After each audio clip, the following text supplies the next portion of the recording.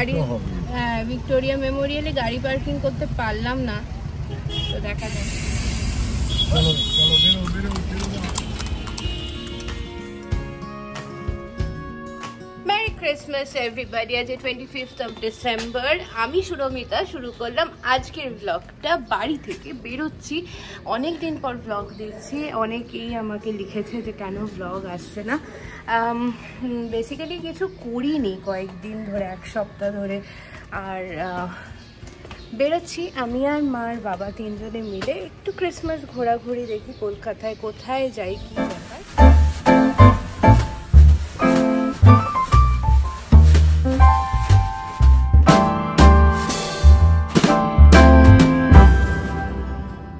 আকাশে মেঘ ভর্তি, আর মেঘটা তাও যাচ্ছে আস্তে আস্তে, আর একটু রোদ নেই।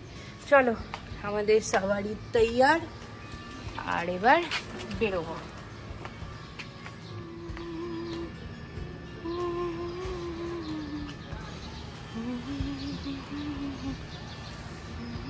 একদমই ঠান্ডা নেই, ঠান্ডা বলে বস্তু নেই। It's around, what is the time, let me check. Okay, মা বেরিয়ে গেল। 4:41 বাজে বেরোচ্ছি। I am the driver today. তো চলো। দিনগুলো কিরম স্রোতের মতো চলে যায় না। মার বাবাকে নিয়ে বেরোলাম আজকে। বন্ধুদের সাথে প্ল্যান ছিল, কিন্তু ইচ্ছে করলো মার বাবাকে নিয়েই বেরোই। তুমি কি ভাবছো ইয়েতে এই যে এই গাড়িগুলো সব ঘুরিয়ে দিয়েছে তোমার আউটটাউন গাড়ি কার পার্কিং দেখবে? কার পার্কিং পারবো না, এমনি নর্মাল স্যাটারডে সানডেতেই কার পার্কিং পাওয়া যায় না আউটরাম ঘাটে। চলো যাই, ভিক্টোরিয়ার সামনে চলো, যাচ্ছি তো সেদিন যাবো। আর ক্যাথিড্রাল চার্চে চলো, যেখানে জায়গা পাবে। Cathedral church. আমরা যারা কলকাতাবাসী, আমরা সবসময় সব মুহূর্তকে উপভোগ করতে ভালোবাসি। তাই জন্য এই ক্রিসমাসের দিনকে বাবা মার সাথে যখন বেরোলাম, ভাবলাম একবার চার্চে গিয়ে মোমবাতি জ্বালিয়ে যীশুখ্রিস্টের কাছে প্রার্থনা করি যাতে সব বিপদ দূর করে দেয়। এই দেখো আলোটা কি সুন্দর দিয়েছিল, বাট ওখানে গাড়ি রাখবারও জায়গা নেই, গাড়ি নিয়ে যাওয়ার জন্য বন্ধ। তাই আমরা গাড়ি না নিয়ে সোজা চলে গেলাম সোজা রাস্তা রেড রোডের দিকে, যদি কোথাও একটুখানি টুক করে দাঁড়িয়ে যেতে পারি এবং একটু কাছে পিঠে কোথাও ঘুরতে পারি। যাই হোক, আমি মা বাবা তো আনডিসাইডলি বেরিয়েছিলাম যে আনপ্ল্যান করে কলকাতায় কোনো একটা জায়গায় যাব। প্রত্যেক বছর বো ব্যারেকে যাই, বাট দেন সামহাও আমরা 24তে বেরোইনি, কারণ আমার নিজের একটা কাজ ছিল বলে।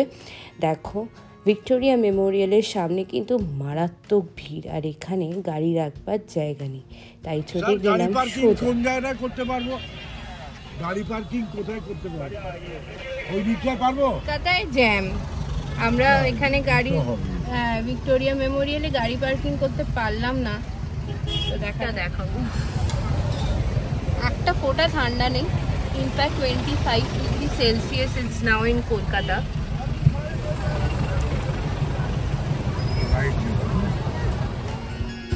সাভারিকে সঙ্গে নিয়ে সোজা বেরিয়ে গেলাম আমরা রেড রোড ধরে। কোথায় দেখাচ্ছি।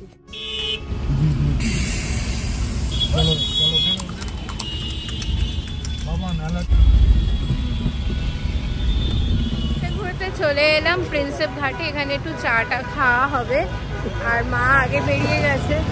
জানি না শুনতে পাচ্ছ কিনা, মারা তো এখানে আসে না, আমরা আসি। তো প্রচন্ড ভিড়।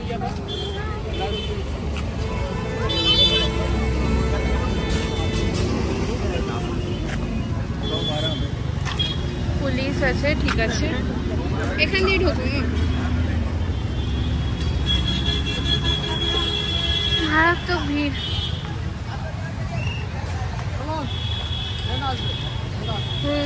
চলো ট্রেন আসছে না,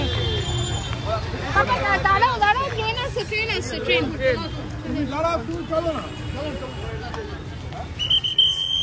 দেখে দেখে দেখে চলো চলো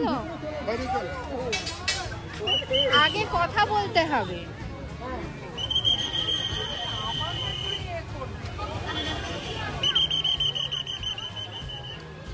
আমাকে তুই সেভ করবি বাবা, এখনো ভগবানের দয়ায়। চলো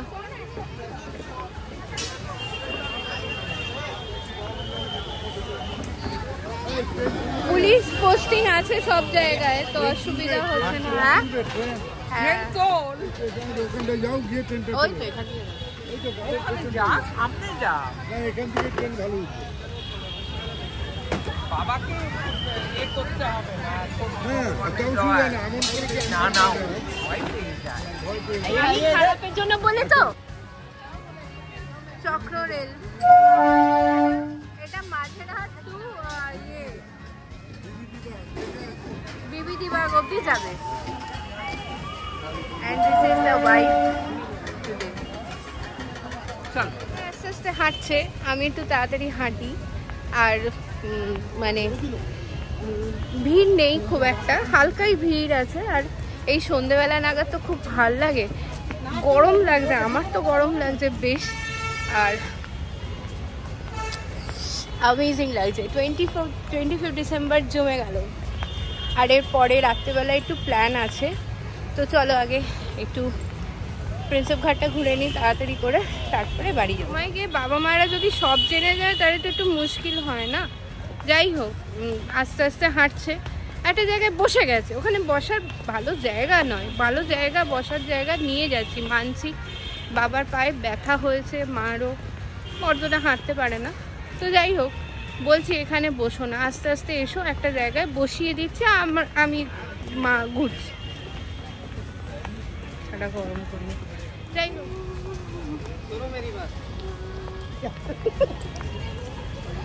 মাথায় শিল পড়েছে। তুমি এসছো কখনো এখানে? না ভালো লাগছে না? ভালো মন্দির কি আছে, এসছি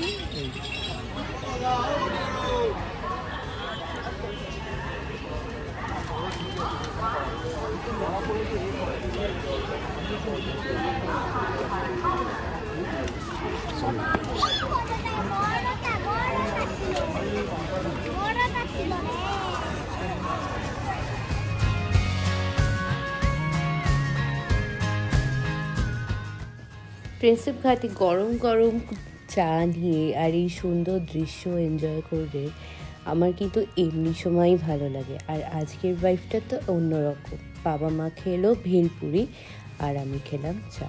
আর এই সুন্দর প্রাণীটিকে দেখে মন কিন্তু জুড়িয়ে গেল। আমার কিন্তু সিরিয়াসলি খুব মজা লাগছিল।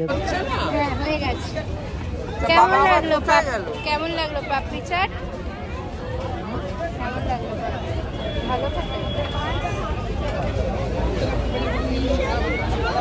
প্রিন্সেপ ঘাট ঘোরা, এবার ওখানে খাওয়া দাওয়া করলাম, একটু অল্প বিস্তর স্ন্যাক্স। আর এবার যাচ্ছি হচ্ছে কোন দিকে সেটা আমরা জানি না, তাই তো। বাবা চালাচ্ছে এবার গাড়ি, আমি একটুখানি সিটে আরাম করে বসি, ভালো লাগছে না আমার গাড়ি চালাতে আজকে, তো সেই কারণে। আর প্রচণ্ড ভিড়ও রাস্তায়, তো সেই কারণে আজকে আমি গাড়ি চালাচ্ছি না। আর যাই হোক, ঠিক আছে, এবার যাচ্ছি। কোন জায়গায় যাচ্ছি দেখছি। কলকাতা জ্যাম।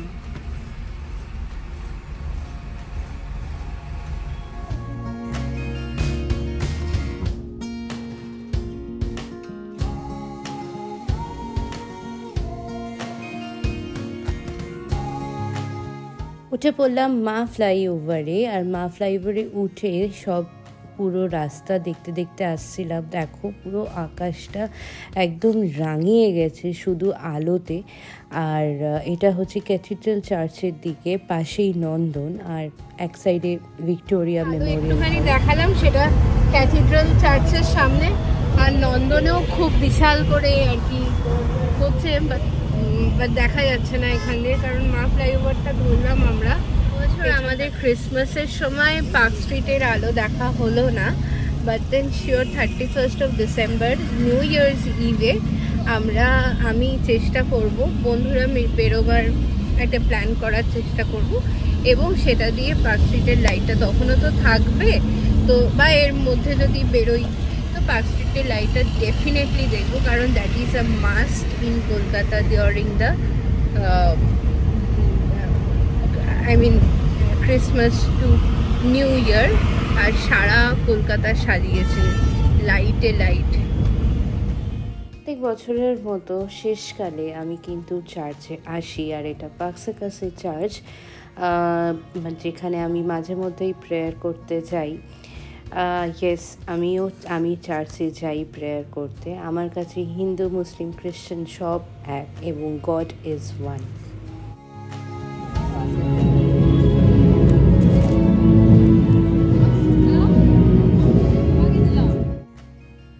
চার্চটা এত সুন্দর সাজিয়েছে না যে একবার দেখাতে ভীষণ লোভ হলো। আর একটা সাইডে এরকম সুন্দরভাবে আর কি গেট করা থাকে, অন্যদিকে জিসাসের বার্থ আর কি স্টেপলে যে বার্থ হয়েছে সেই বার্থের একটা ডেমো থাকে। প্রত্যেক বছর একই রকম আর কি থাকে। আর এক সাইডে জায়েন্ট স্ক্রিন আছে যেখানে জিসাসের বার্থ স্টোরিটা আর কি বলা হচ্ছিল বাংলা ইংলিশে।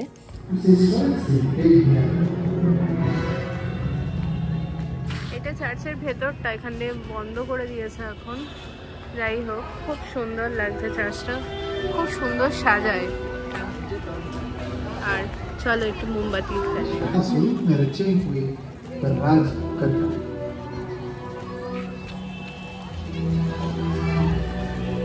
आदम और हव्वा उस सर्प के साथ बोले थे और वो परमेश्वर को अपने पीठ दिखाकर रचे हुए चीजों पर अपने परमेश्वर से बढ़कर पाप संसार में प्रवेश करता है, और जो जीवन था वो मृत्यु के पर्दे के पीछे छुप जाता है।